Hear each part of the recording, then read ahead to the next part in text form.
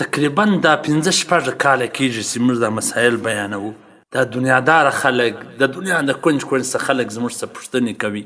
نو په دغه 15-16 کاله کې ماته یوه دا تجربه هم وسوله چې زموږ د خلکو کوشش او وس دا وي چې دوی د هر خیر کار د زکات په پیسو وکړي.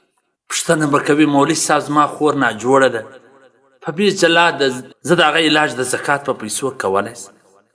زما ورور ناجوړه دی، مریض دی، په بې زما څه جلا دی، زه د هغه علاج د زکات په پیسو کولی شم.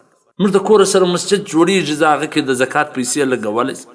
فلاني کار کې د زکات ته لګولی شم، فلاني کار کې د زکات ته لګولی شم. یعنی موږ صرف زکات ورکول د ځان دپاره غټه بهادري ګڼو. بالکل پر رور باندې چې په بې جلای د زکات مال لګولی شي، پر خور یې لګولی شي چې په بې جلای، دغسې پر بل قریب پر خپلوان یې لګولی شي. لیکن دا غټه بهادري نه ده. د هر مسلمان پر ذمه باندې د زکات څخه بغیر هم څه صدقه او خیر و خیرات ضروري وي.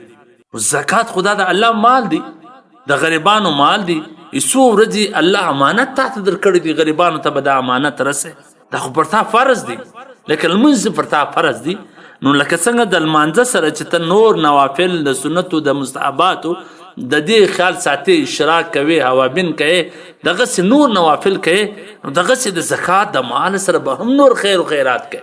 پیغمبر علیه الصلاة وسلام فرمای ان فی المال حقا سوى الزکات، چې پر انسان باندې د زکات د مال څخه علاوه هم د مال حق سته.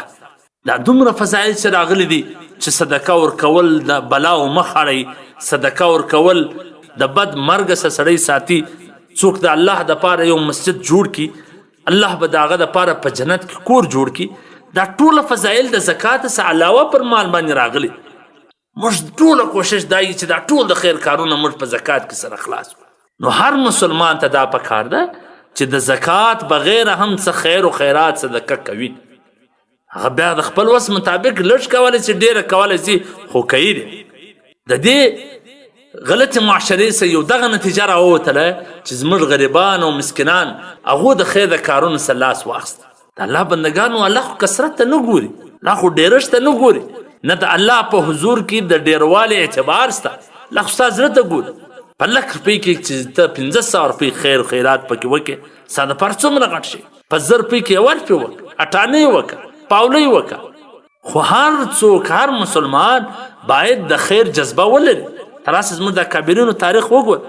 حکیم الامت مولانا اشرف علي تانوي رحمه الله د هغه دا معمول و چې کله به هغه له پیسې راکړې آمدني به راکړله، ګټه به ورله راکړله، د هغه خمس به د الله په لار کې خیراتوي، غریبانو مسکینانو ته ورکوي. یو زکات یې هغه خو علاوه خمس 5 حصه، نه زکات 40 هغه 5 حصه خیراتوي.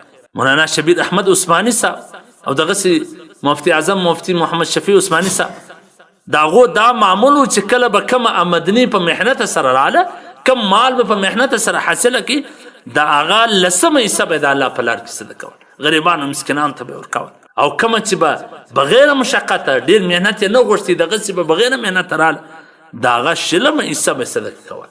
نو په کار دا د عزتمنو چې موږ که مالدار دي، که غریبان دي، که مسکینان دي، که هر څوک دي، الله کثرت ته نه ګوري، قوت ته ګوري. هغه لږ د خیر په کارونو کې دغه خپل مال چې هغه بغیر زکات هم ورکړي، دا هم ورکړي.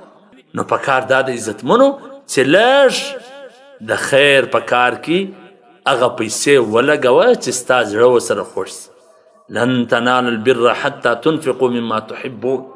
الله فرمایي چې در هغه وخت ته نیکۍ ته نشي رسېدلی چې هغه څه صدقه او خیرات او ونه لګې چې د کوم سره ته ډېر محبت ساتې.